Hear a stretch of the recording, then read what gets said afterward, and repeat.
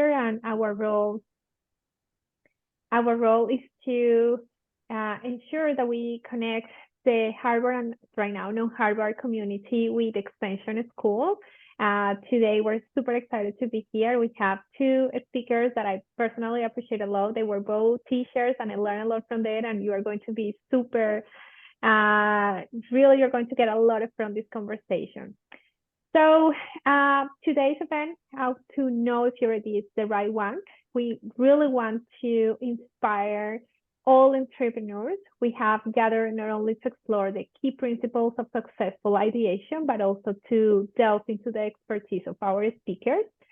So with that, join me in extending a warm welcome to Areen, Shahbari, and Mike Grandinetti, and preparing for an enriching discussion that might spark the next big idea. So first, let me introduce you. So you're going to know who is Areen and who is Mike, and then you're going to get more excited. So Areen Shahbari, she's a seasoned strategist, entrepreneur, and business consultant. Her expertise spans corporate leadership, innovation, strategy, and operations, with management roles in established companies and 2 self-funded ventures. She has guided hundreds of startups and firms worldwide since 2011, focusing on human centricity, value creation, entrepreneurship, business growth, strategy, innovation, leadership, and the synergy between business and psychology. So welcome, Areen. And we also have Mike Grandinetti. He's active in fields of tech entrepreneurship, corporate and social innovation, design thinking, and leadership development. He's a successful serial tech entrepreneur, a startup mentor, professor, innovation consultant, BOD member, hackathon and design experience leader, and keynote. And Mike helped raise over $1 billion in venture capital and lead 2 NASDAQ IPOs and 7 successful exits for his investors, including acquisitions by IBM, Oracle, and Cimatech. So thank you so much for being here, Areen and Mike. What about if you share more about who you are and your journey? Thank you, Estefania. I think, as far as I'm concerned, I'd rather just dive into the content than spend more time on our backgrounds, unless Areen wants to, add anything. I'll just probably add that I'm Palestinian and I reside in Silicon Valley in California. I lived for 6 years in Boston, and now I live in Silicon Valley. And I did consult tech and non-tech businesses. So I think that's where Mike probably will have some complementing kind of experiences to share with everyone. I'm excited to share what, our insights from building our own companies, but also in my case, consulting hundreds of companies and startups. Awesome. So just for everyone, feel free to type your questions in the chat. So we have prepared a couple of questions, but we really want this time to be used by you. So feel free to share any question that you have. Also, 50 minutes before we end the call, we're planning to give time to answer and for a Q&A. So for that time, we're going to encourage you to just raise your hand and mute yourself and go and ask questions to Areen and Michael. So the first question, as you know, today we want to learn from your experience about the best way to identify ideas, how we move from the idea to the actual execution, and based on your experience, how to use the latest technology. But before we jump into the questions, my first question for you is, what inspired you to become an entrepreneur? I can go first. Yeah, I can go ahead and say, in general, I think from my experience also working with startups, I would say that there are 3 ways that entrepreneurs can feel inspired to start companies. One of them is probably, they see a problem that exists in our world and they would like to solve that problem. For example, one of the problems that exists now, climate change, and we see a lot of companies that are trying to solve this issue. One of them could be filling a gap. So sometimes, companies exist and there are solutions that are targeting some segments, but not every single segment. So that's where you fill a gap and you come up. I'm just going to give an example for when we had the flip phones, if you remember, in the old times. One of the companies actually created a flip phone with large buttons. And the reason why they did that was actually targeting elderly people that had a tough time kind of pushing those smaller buttons. And at the same time, they couldn't see the numbers. So they had large number on larger buttons. So that's kind of finding a gap. And the last one I would say is capitalizing on trends. There's a lot of trends that exist, whether it's political trends, whether it's, societal trends, whether it's technological trends like AI, for example. And so what some companies do, or what some entrepreneurs get inspired and motivated by kind of using those technologies, either to solve current problems, fill the gaps that exist in the market, or sometimes maybe create a new need or new want in the market. I'm just going to give a quick example. For example, when Apple used the MP4 technology invention, and basically they created the iTunes, right? So they replaced all the CDs that we had in our houses. For me specifically, I would say, I have two companies. One of them is training and consultancy, but also in 2013, I started a company called Cactus International.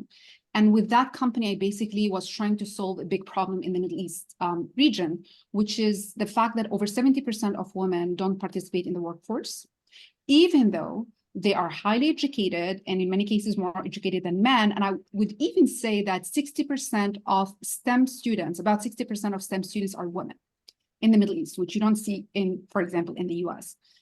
At the same time, for me, the problem was this kind of how is the Middle East using the human capital, and it's not actually utilized in this case. So that's how I came up with the idea of creating a business, Cactus International, and basically training women to start their own businesses. So that's basically what inspired me to be an entrepreneur and create one of the two businesses that I created. Wow, that's so inspiring for us here. What about you, Mike? Yeah, so I brought some slides along to help guide the discussion. I just thought it would be useful to impart some images. So there's a lot that Areen said that I absolutely agree with, but let me just take you through some thoughts, right? So the first thing, of course, is in order to become an entrepreneur, you have to want to become an entrepreneur, okay? Now, a lot of people want to become entrepreneurs, but they never actually fulfill that intention. And so if you're an entrepreneur, you have to have some kind of dream, okay? Now, the good news is that dream can come from an infinite number of places, okay? But the message, of course, is if you want to become an entrepreneur, when your dream calls, you need to pick up the phone, okay? Now, let me introduce you to an incredible young woman named Hannah Chung. She had a dream. She was a 9-year-old girl in South Korea. And very much like Latin culture, South Koreans are very family-oriented. Her grandfather died in his sleep one night because he had severe diabetes. And as a 9-year-old girl, she was devastated. And she decided at that time that she wanted to, quote unquote, cure diabetes. Obviously, an incredibly ambitious thing for a 9-year-old girl to want to do, but that dream never died. She came to the United States. She went to Northwestern University, north of Chicago. And what she basically did is she decided she would start a company. And that company would be something that would focus on a medical robot that would provide lots of guidance, right, to young children and their families with type 1 diabetes. And so over the course of 33 prototypes, living on ramen noodles, saltine crackers, and peanut butter, working out of the Beta Spring Accelerator in Providence, Rhode Island, which is where I first met her, she would have run through that brick wall behind the bear to solve this problem, okay? And what ultimately happened was they were able to create an incredibly useful medical device that provided value to the kid with diabetes, to the family, and even to the medical practitioner, because it was an educational device, as well as a companion. And they became so successful that they turned this company into a platform company where they have, Jerry the Bear for kids with cancer, Jerry the Bear for kids with, food allergies and for chronic diseases. But it all started with the dream of a 9-year-old girl who lost her grandfather. And she put intention into action. There are many people that are rebels with the cause. Some of you may appreciate this guy, Yvon Chouinard, because he named his company after the beautiful, beautiful region of Patagonia at the southern tip of South America. Well, in 1973, he decided he would start a company, not to make money, but to protect the environment, okay?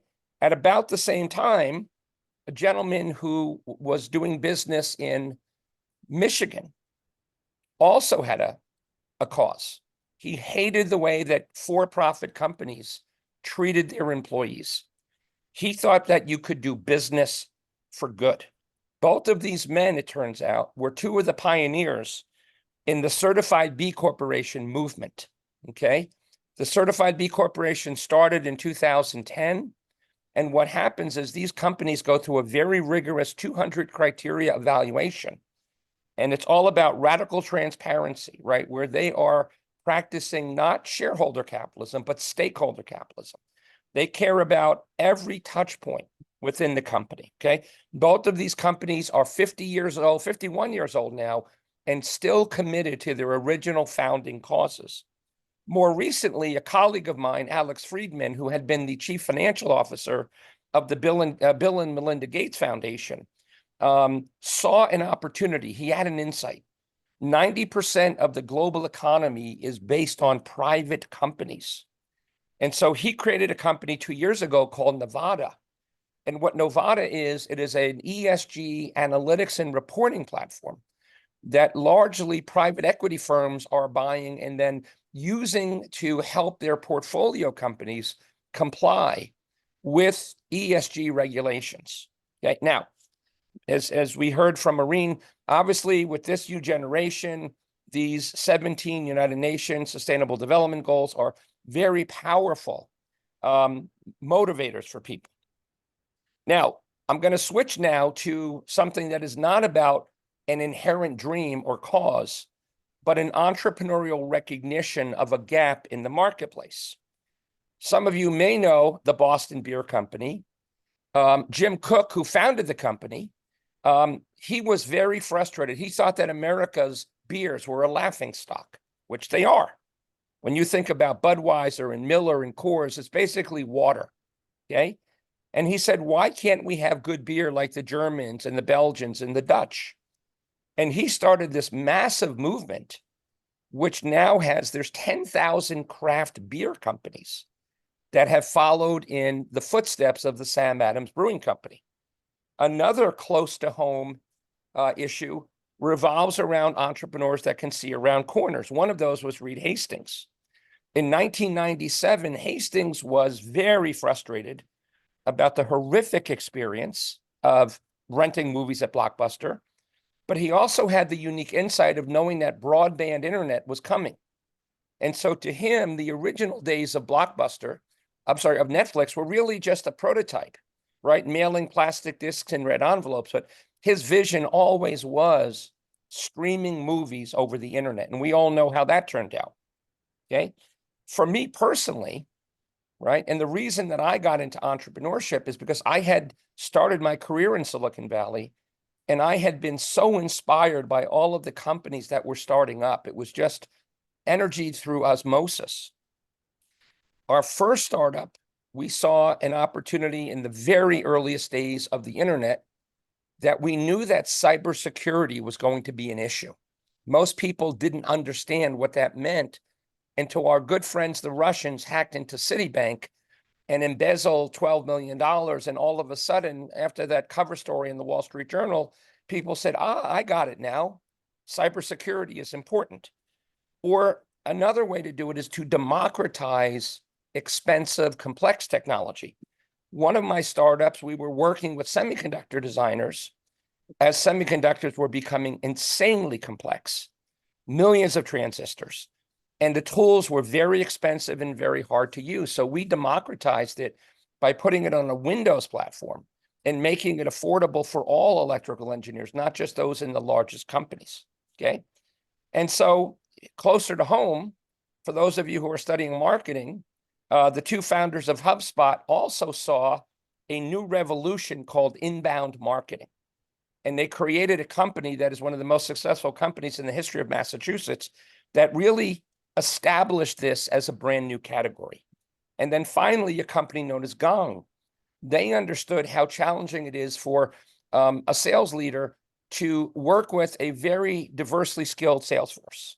And Gong uses AI to up-level the most sort of the lowest performers in the sales force in order to be able to bring them to the highest levels of the highest achievers, right? So there's many, many ways. And so what I want to do now, right, and there's also an opportunity to think about the opportunity to innovate around an entire set of very, very different parts of a business model, right? So again, I think the message I want to leave you with is there's an infinite number of ways to consider how you might start a company, and it all depends on what matters to you. What I'll leave you with is the one reason you don't start a company is to get wealthy. That is the absolute wrong reason, because what happens on this emotional roller coaster is you're going to have a bad day, a bad week, a bad month, and you're going to throw in the towel. Okay. You've got to believe in something that transcends just making money. Let me stop sharing. Wow, Mike, I love that. You're right. It's not, it's about what really passions yourself and what makes you go there. And we saw that with Areen, and we saw that. Plus, it was really early when you started to talk about cyber tech. Like now it's everywhere, but that's interesting. So now let's talk about, okay, you have an idea, and we know a lot of people have unique ideas, but they continue thinking about them. Like, okay, I would like to do this, I would like to do everything. And you said your dreams are calling. So what can you say to advise everyone who is in this call to move from the idea to the reality? Like, what have you done based on your experience? Areen, please go for it. Well, I have done multiple things, but I would say that it's normal. So if any of you is feeling kind of stuck, right? I'm just going to say that in 2009, I came to Boston, and then I studied for my MBA. I got the Fulbright scholarship, and I really wanted to be an entrepreneur. I knew that I'm coming, and that's what I want to do. So I did concentrate in entrepreneurship. I did build a business plan, and then I did want to start my business after.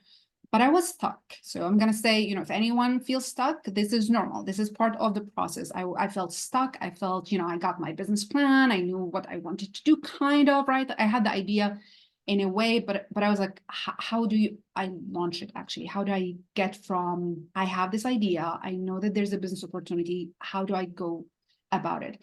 And I would say I did something scary. And that was, I would say a few things. One is, I would say market research. Because when you're conducting market research and you're talking to people, and I'm talking about Cactus now, I went and talked to, you know, potential clients, women.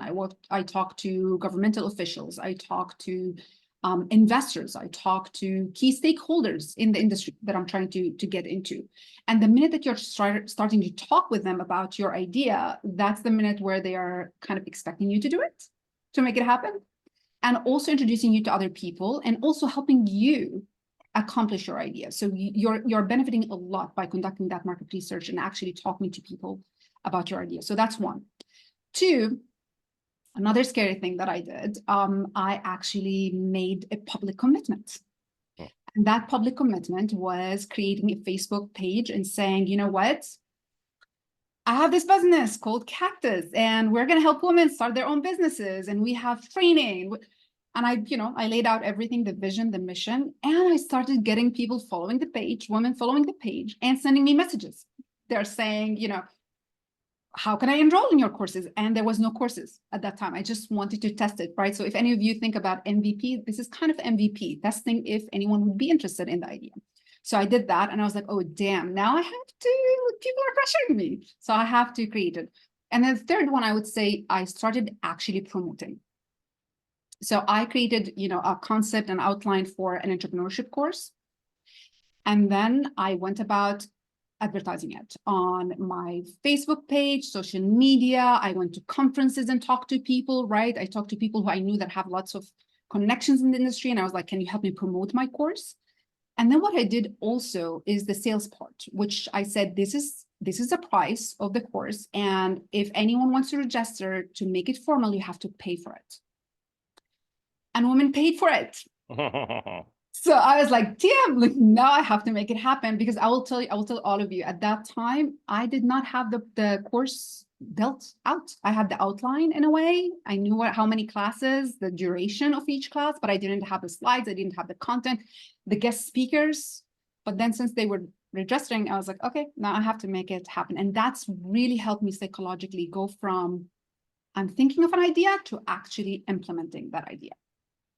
Wow, Areen, courage is a muscle that we need to build. So definitely, I love the idea of the LinkedIn page, and now that everything is there, is just move and make it happen. Wow. What about you, Mike? Yeah, I mean, this is a very interesting question, because I've known a lot of people that for a very long time have talked about they were going to start their company, and it just never happens, right? And sometimes it can go on for a decade or longer. So the thing that I think is important, right, is that I'm teaching a course right now at Harvard on creativity. And one of the things we learn is that we lose our creative confidence literally before we're 6 or 7 years old, right? The elementary school system, unfortunately, in general, just sort of extracts our creative confidence out of our bodies, okay? And so what that leads to is people like Harry, who come up with an idea and they just don't do anything with it, okay? And so I love this quote: a head full of fear has no space for dreams, okay? And many of you probably know this very famous quote from Franklin Delano Roosevelt, the day after the United States Pearl Harbor was bombed by the Japanese that led us into World War II. The only thing we have to fear is fear itself, okay? So I want to share a story with you. The woman on the right, Helene Desmarais, is the wife of the wealthiest man in Canada. And she was knighted by Queen Elizabeth, and she's won the Order of Canada and the Order of Montreal.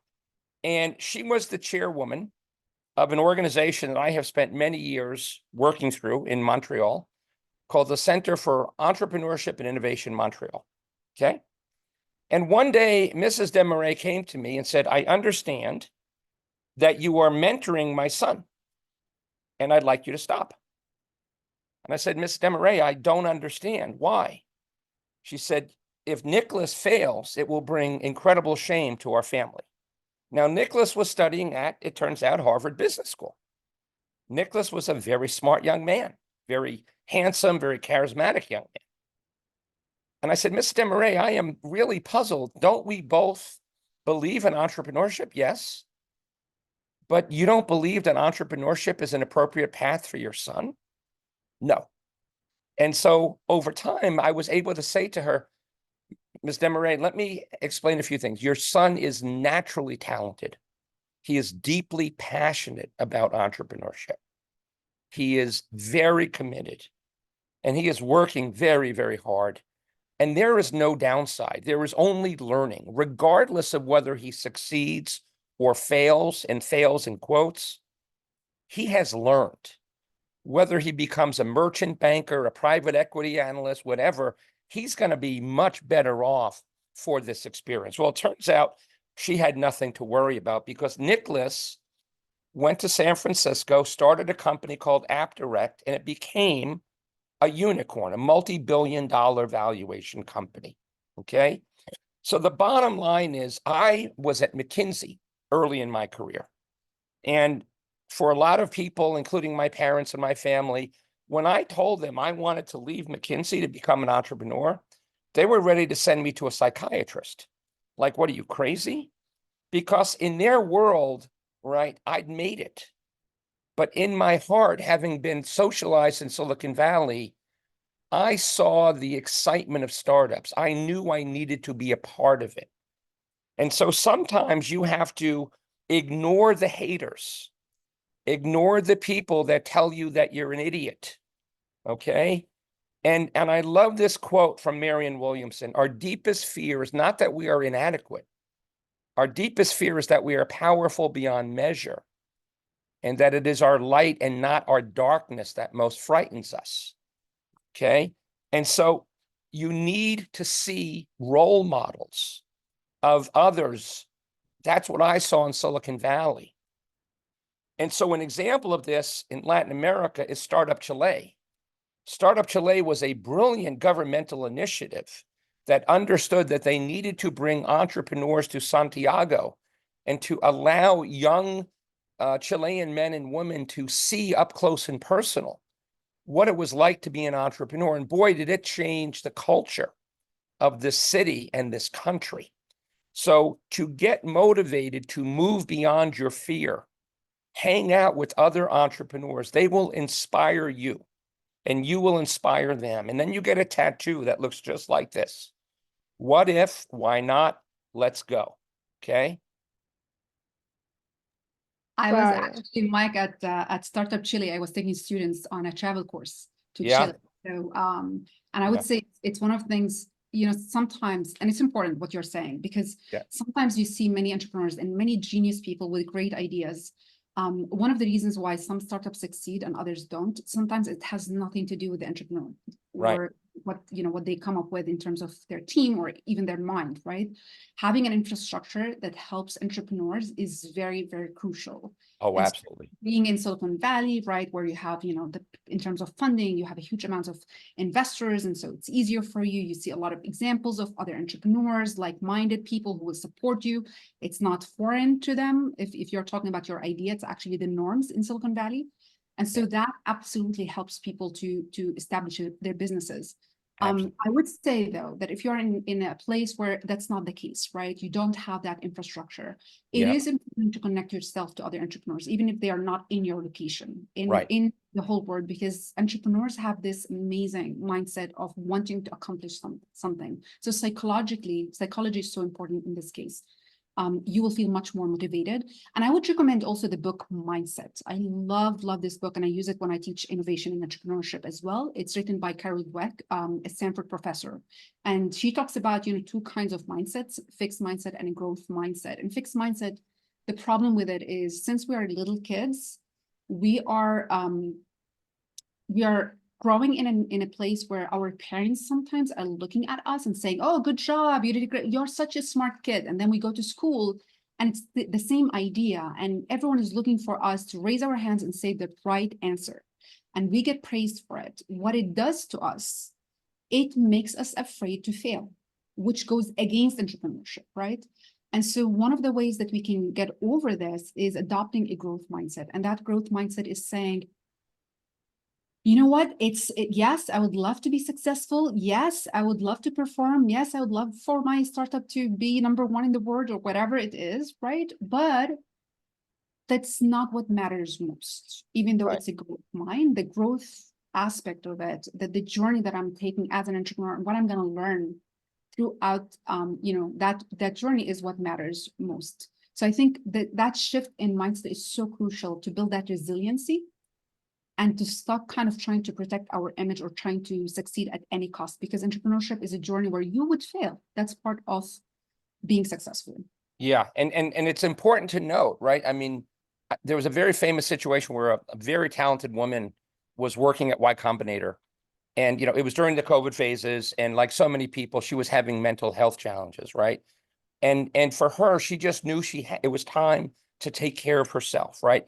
This was not in any way a failure. This was just someone listening to their body, listening to what really was most important to them, saying, you know what, I'm a young woman. I've got, you know, many, many decades ahead of me, but this is not the time to do it, right?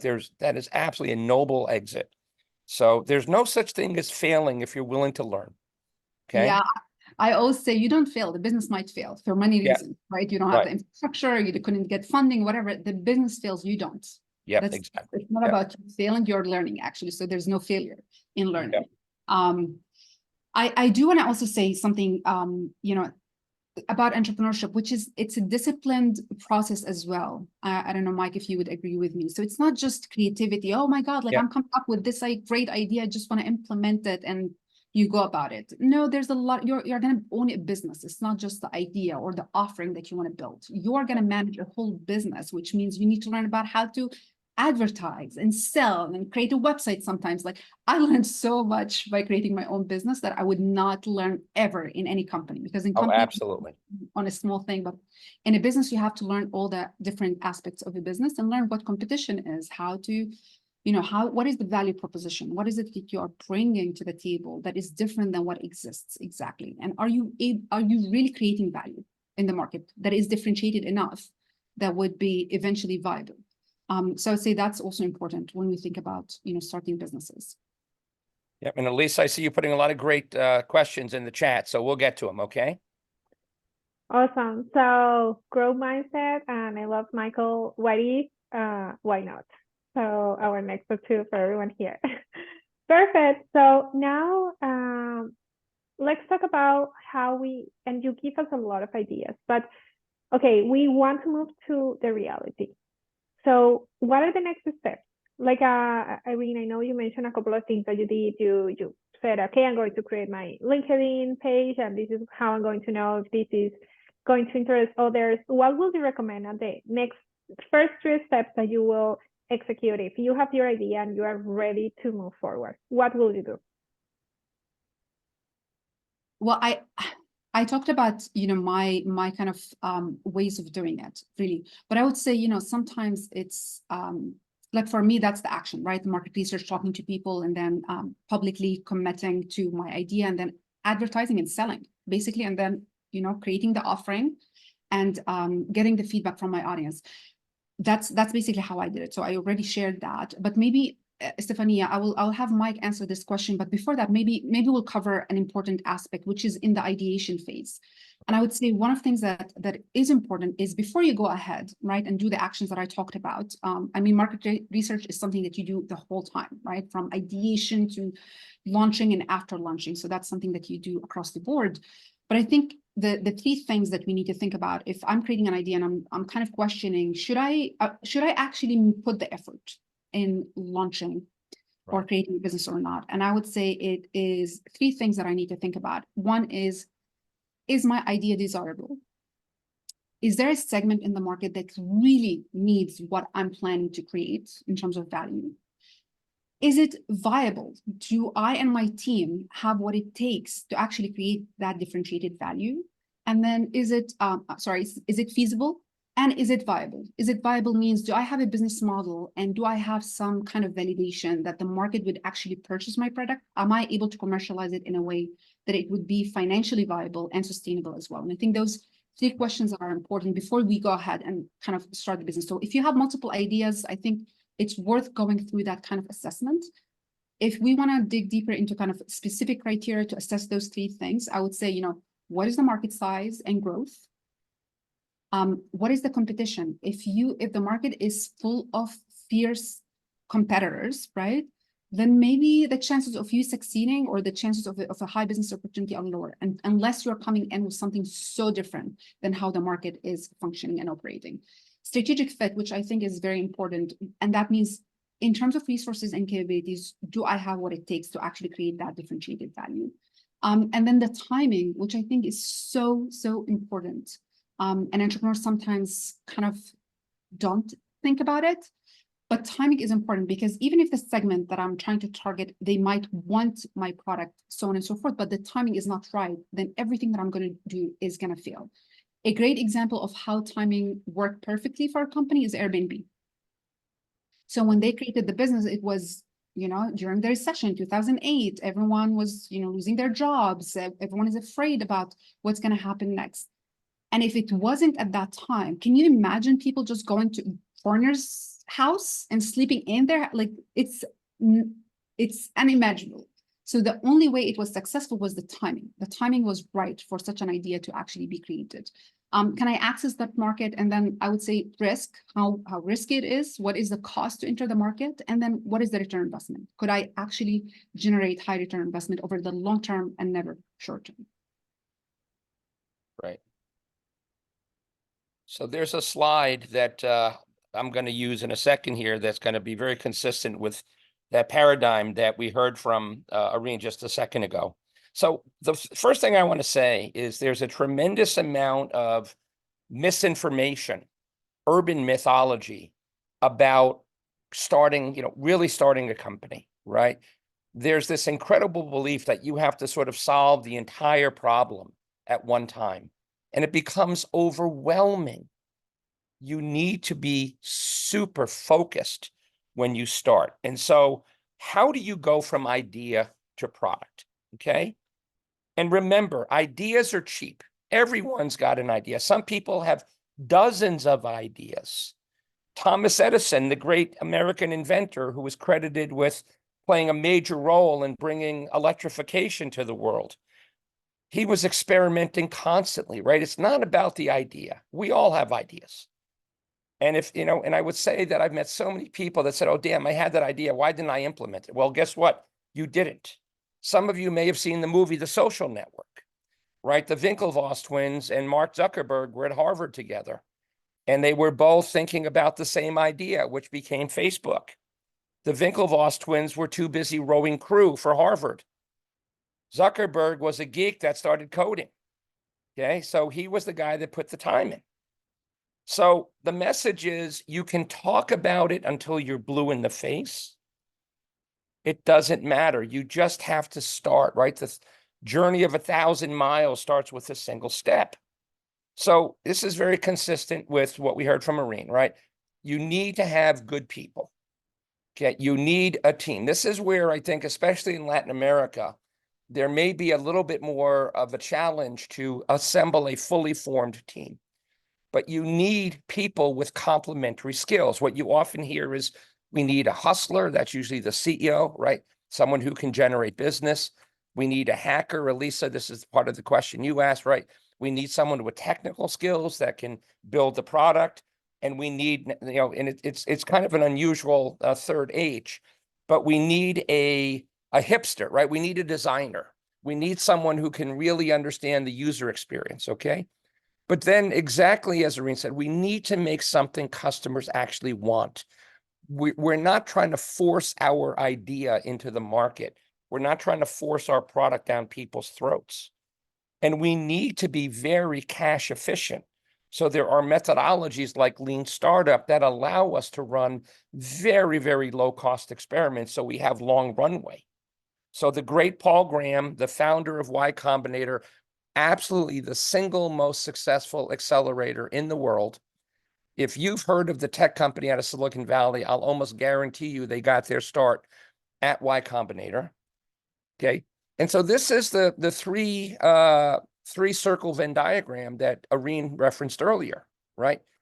But you start with, is it desirable, right? At some point, if it's not desirable, there's not a lot of reason to invest, you know, capital and brain cycles into feasibility and viability.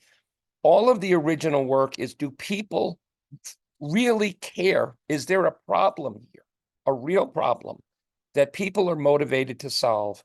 And have I come up with some unique insight, some unique idea on how to solve that problem? Okay. And in the terminology, we talk about, you know, we have to have some unique insight, some unique value proposition, some durable competitive advantage. So the last thing you want to be as a startup is coming up with some Me Too product. That is absolute death for startups. You have to do something better than any company on the planet in order to get that foothold in the marketplace, okay? And so the question is, how do you find a problem worth solving, right? You've got to talk to people. You've got to be curious. And if you're passionate about the problem, you'll be curious. So there's a great book called Talking to Humans, okay? You are constantly testing, right? You're testing the ideas. You're not coding. You're testing very, very basic ideas, minimum viable products, prototypes, all right? And so this is an iterative process where you have to be willing to be told that your idea sucks.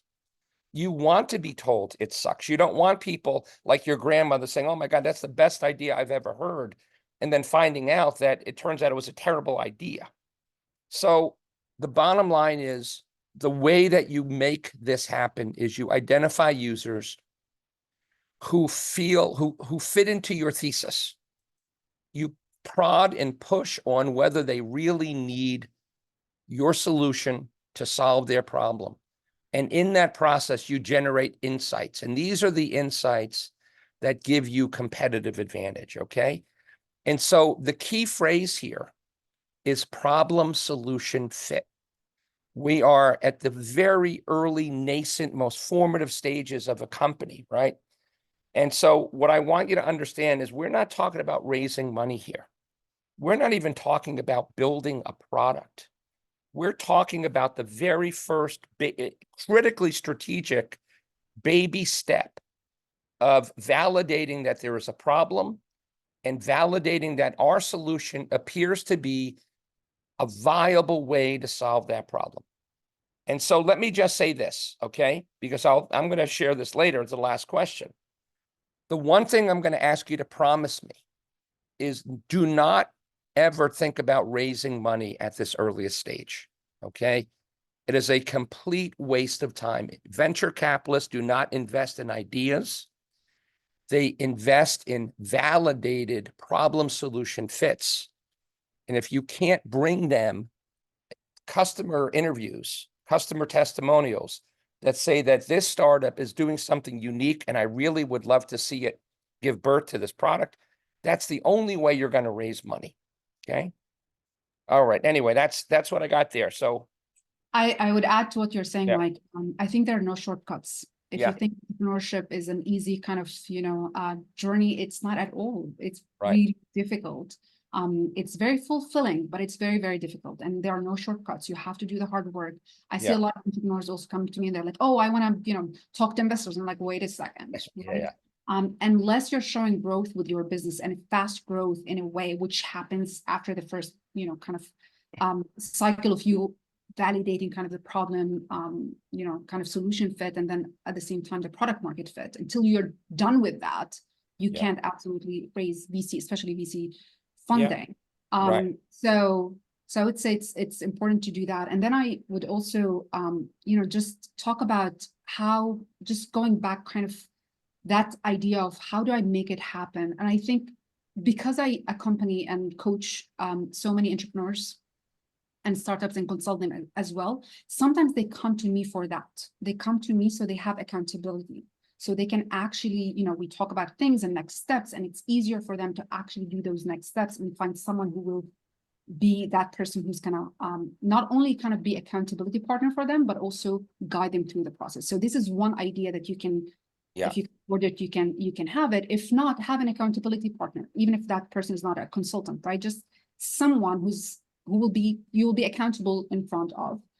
And then the third one that I would say is, if you don't understand entrepreneurship and business, you need to take courses. You need to read about the field. You can't just be like, oh, I'm an engineer, and I also work with engineers who come up with ideas, and they're like, oh, I want to create a business. And many of them fail because they don't understand the business kind of, the market aspect of it, or how businesses function. So I would say there's a lot of information. You can take courses, of course, at Harvard, but there's also a lot of information online. Go and read about business. You need to understand entrepreneurship and how to follow that disciplined approach to be successful. Thank you, Areen and Mike. And I know we have one more question, but actually we just hit the 6:45. So I really want to give the opportunity to everyone to participate. Yeah, so what about if anyone, I know there's a couple of questions in the chat. I would love if you want to just raise your hand and go to reactions, that's how you can raise your hand. And then just unmic yourself and ask any questions. So Pramod, if you want to go first. Thank you, Ms. Garcia. Professors Grandinetti and Shahbari, finally great to meet you, and great book recommendation, by the way. Yeah. Good. So my question to you is, as a solo founder who has traction, et cetera, and product market fit, one of the questions I keep getting asked by VCs, et cetera, is they only look at startups that have two founders. Yeah. Incidentally, the Harvard Alumni Entrepreneurship Accelerator program also requires you to have a co-founder before you even apply for the accelerator program.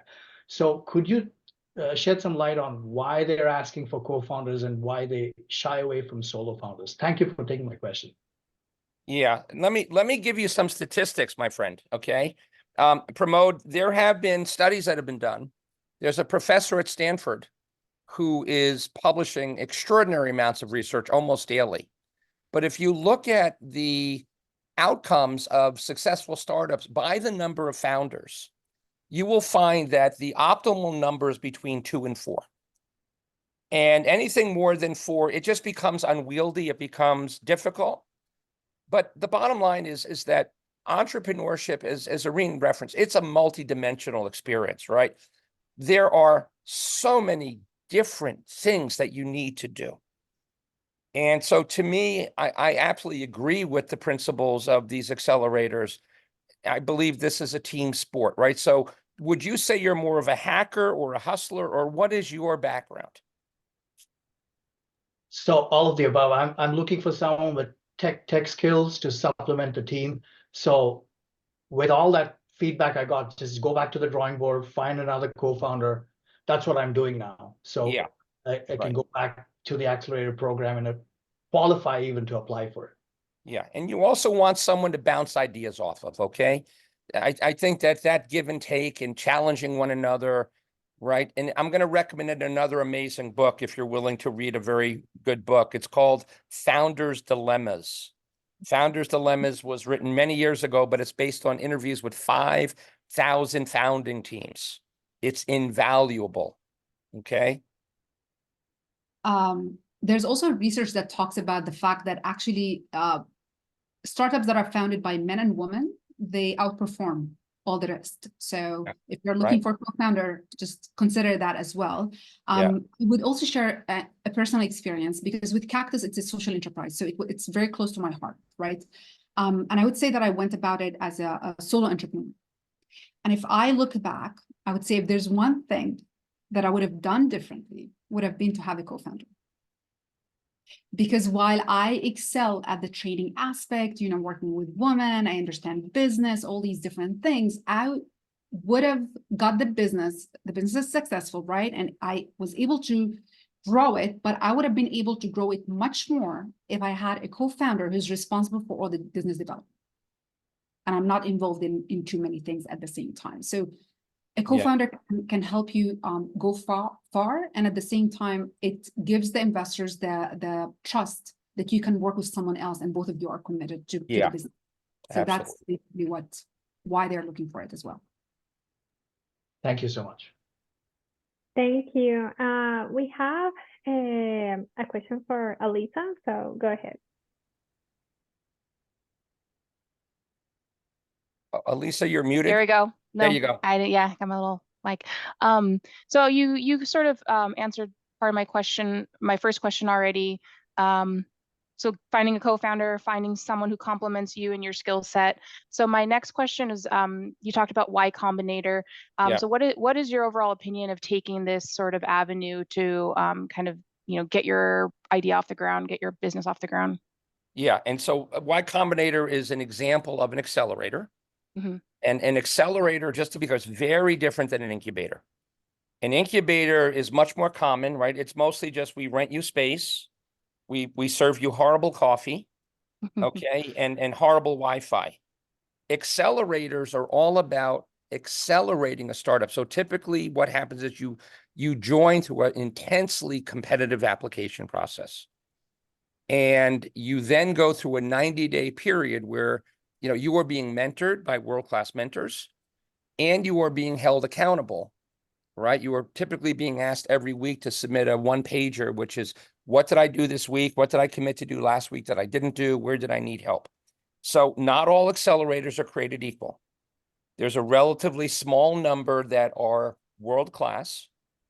And so if you can get into a Y Combinator, a Techstars, a 500 Startups, a Antler, it's very much worth it, because you're giving up equity in your company, and therefore you expect something of great value in return. Most accelerators don't provide value. They take equity and they soak up your time. So you want to really do your homework before you accept. But if you can get into one of these, it puts a remarkable stamp of approval on your business. It puts you into an amazing network that can only help you scale your business. Got it. Thank you. Awesome. It looks like we have another question from Nasim. Yes, thank you. Pleasure to meet you all. I am a serial entrepreneur, come from a long family line of entrepreneurs, grew a family business, sold it, and now I am completely changing my mission, my trajectory, and my life passion towards the nonprofit world. Is there such a thing as a nonprofit accelerator? Because this is not my space. I came from the aerospace industry. It's definitely a learning curve, and I would appreciate any advice or any data that you have from that. Thank you. Yeah, I would say this, right? I would recommend that you start thinking in terms not of a nonprofit, but of a social venture. And the reason I say that is nonprofits exist through charity. Okay. For example, there are 5,000 nonprofits in Haiti. They haven't done a lot of good in Haiti. So what I love about a social venture is that they become triple bottom line companies where you have to create value like an entrepreneur does, but the value proposition has social impact. And so one example is MIT Solve, SOLVE. MIT Solve runs an annual program. It's a very long period. It's a whole year. But their entire purpose is to find people that are building social ventures and to mentor and accelerate them. And there are many others, but that's just one example. So they exist, and there's more of them today than ever because this is such a popular path. Thank you. And thank you for pointing out the social entrepreneurship. That is more and more that I'm learning and leaning towards. I think nonprofit is kind of automatically we go to help others, but social entrepreneur is definitely more the guidance. Yeah, I would just add this, like, just to think about NGO versus social enterprise. So when I tried to, create Cactus, I was advised to do it as an NGO, and I refused to do it as an NGO because it was like, if I'm going to teach women how to start businesses, I better do it myself and take the same risk that I'm asking them to take. Right. Also, the fact that if you start an NGO, you are serving mainly your donors. Yeah. And second, the segments that you're trying to serve. And sometimes you're pivoting your programs based on what interests donors, not what is important for the segments that you're serving. So as someone who cares about society, and I did things, that are based on that, that's one of the reasons why I didn't go for an NGO. I didn't want to serve donors. I wanted to serve the community that I'm trying to serve. Yeah. And that's how you remain sustainable, right? Is you're creating value for your stakeholders. Yeah, absolutely. Exactly. Thank you. We also have Hernan. Hernan, go ahead. Yes, hi, thank you. I just want to kind of piggyback on the last question that was asked. I know I've been involved with a couple of conferences that Harvard holds for the social entrepreneurship. That's something to consider, which is going to take place, I believe, this year in late March. So that's something to consider if you're in the Boston area. There's a lot of groups that come out and they discuss different ideas, and there's also, I believe, some sort of like a pitch competition that they do to allow individuals bring ideas to the table and hopefully be able to get some sponsorship. The other thing that I wanted to ask, I think it was mentioned early on about going to different groups, organizations. How important is it to build relationships or partnerships to maybe get your idea off the ground, maybe kind of test the waters to say, how important is that in the early stages? What do you mean by a partnership? Is it a third party to help you sell? Sure. For me, I come from, having done a lot of non-for-profits volunteer work. We tend to kind of see the needs in the communities and things like that. And so we build off what it's already established and then go from there. So I just wanted to see if there's, I think you kind of mentioned about the social venture part of it. How can we tie into maybe partnering with someone that may be doing something similar and then kind of venture from that? That's kind of where I want to lead into. I would just say that, networking is so crucial in business, in entrepreneurship, so crucial. I mean, there are some startups that are successful just because they have that network that can help them and push them forward. So we cannot succeed on our own. We are social creatures. We need others. Right. So I would say absolutely go to events, absolutely connect with people, pitch your idea, be open to listen to kind of opinions and feedback.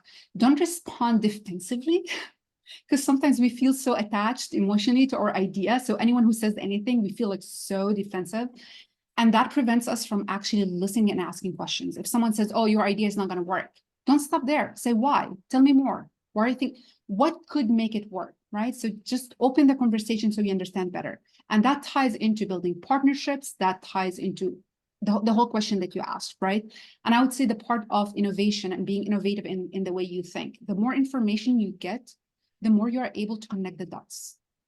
And this is one of the things where, one of the characteristics of innovative people is the ability to connect the dots. We cannot connect the dots if we don't have enough information. You can't be just on your own and connect the dots. So the more you go out, the more you network, the more you talk to people, you build that network, ask for help. I will tell you that with my business, 90% of people who I asked them for help and support, they did help me. They wanted to be there for me. Only few didn't, and they said, I'm busy, which is fine. It's totally legit, right? Yep. And be also okay with rejection, meaning you can go to an event and you try to talk to someone and that person just like ignores you and goes somewhere else. Just accept it. Rejection is part of building that resiliency as being entrepreneurs, and know that there are millions of people in our world. So if 1 or 2 or 10 people don't want to talk to you, well, there's a million who want to talk to you. So reach out to as many people as possible and talk to them until you get all the information needed to build those connections that can help you forward. Yeah, and I would just add one very simple thing. You're only as strong as the ecosystem around you. Yeah. Okay. It's a very important thing for startups. When you're limited in resources, you need an ecosystem around you. Thank you very much. Appreciate that. So I know we only have 3 more minutes. There's a couple of questions in the chat and asking everyone to just go and ask. So maybe Mike, Areen, if you're going to say 5 more minutes so we can try to answer as much as we can. Yeah, so, of course. Eric, if you want to go ahead. Thank you. So I was curious, I have tens and tens, if not hundreds of ideas for businesses, products, aerospace to medical and cybersecurity and so on. Do you have any tips for individuals that, as far as managing a portfolio of ideas, to identify, the optimal choice or optimal choices, or narrowing down perhaps? Yeah, Eric, I did add in the chat what I mentioned when I talked about, the certain criteria. So here's what I would suggest. There's something that's called a weighted analysis. So what I do is I would give weight for each one of these criteria, right? So I would give higher weight to competition than, for example, maybe risk and ROI, just a quick example. And then I would go to each one of the ideas and I would rank them. I would score them. And what I do next is I would see out of those ideas, which ideas are getting the highest scores. So it means they probably will bring higher business opportunity. And then what I do next is I try to think about how can I pivot the idea or those top ideas in a way where they're going to get higher scores than the scores that they got. So this leads me to kind of go from too many ideas to maybe the top 3 ideas. And from there, I would do market research to just see which one can I actually launch. And it would bring me that, high ROI. All right, great. Yeah, and I would just add one thing. Whatever the idea is that you land on, make sure you're passionate about it, Eric, okay? Yeah. So what I would not want you to do is, put all ideas, both those that you were excited about and those you're not excited about, into the same list, right? So at a first filter is this something I really would want to do? Yeah. And then going back to what Areen said, now let me prioritize which of these ideas might be the most commercially viable. Yeah. Well, thank you both. Very much appreciated your thoughts today. So thank you. And hello. Hello. So I had a question, which was, is there like a right age for entrepreneurship? And like, should I wait till after college to try to pursue like a startup? Okay. I mean, listen, what we're seeing, of course, today, right? And even in the Indian community, the Thai young entrepreneurs, right? We're seeing young 15 and 16-year-olds coming up with business ideas. So here's what I would say, right? There's something called the Thiel Fellowship. Peter Thiel pays people not to go to college to work on ideas. I've met some of these kids. They're brilliant. But I really don't believe that that's the right path, right? I know that you are about to enter your first year of college. I know that you are very technically oriented and you care about solar. What I would say is this, right? I would recommend that you continue to hang around entrepreneurship communities and classes like you did with me this summer. And, you just keep soaking it up. And it may be that when you graduate 4 years from now, you've landed on an idea and you've got a group of people around you that you're ready to go, right? And if it turns out that it's not successful, you've learned a ton, right?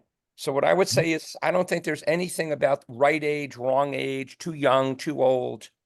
It's about, are you ready for the journey? And knowing you are. Okay. I think you're already ready for the journey, having spent a year with you last year. Okay. Thank Age you. age is an illusion, my man.